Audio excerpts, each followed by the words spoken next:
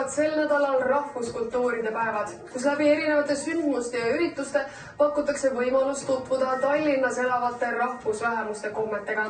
Üks viis sellest kultuurikirjavusest osa saada on külastada näiteks Aserbaidžaani vaibakudumise töötuba. Aserbaidžaani kunstnik Rovshan Nur elab Tallinnas juba 20 aastat.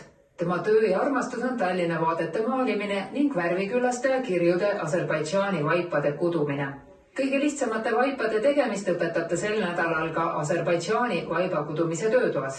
Sina ise teed siis ka kõik niimoodi, jah? Ja, super. Это простой, это самый из деревнях технологий. Самый простой. Это так начался ковроткачество, да, это самый простой. Aserbaidžaani vaibad kuuluvad UNESCO maailmapärandi hulka. Nende kudumine on olnud perekondlik traditsioon juba pronksiajast ning kusjuures ainult naiste töö. Вот у нас такой традиция был. Если женщина не умеет ковры ткать, его замуж не брали.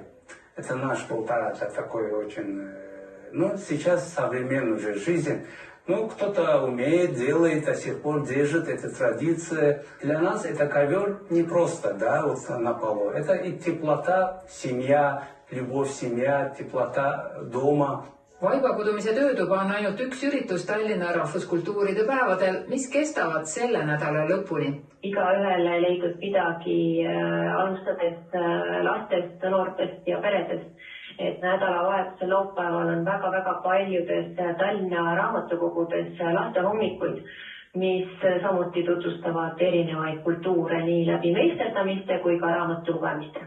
Täpsem info programmi kohta on leitav tallinn.ee kodulehel.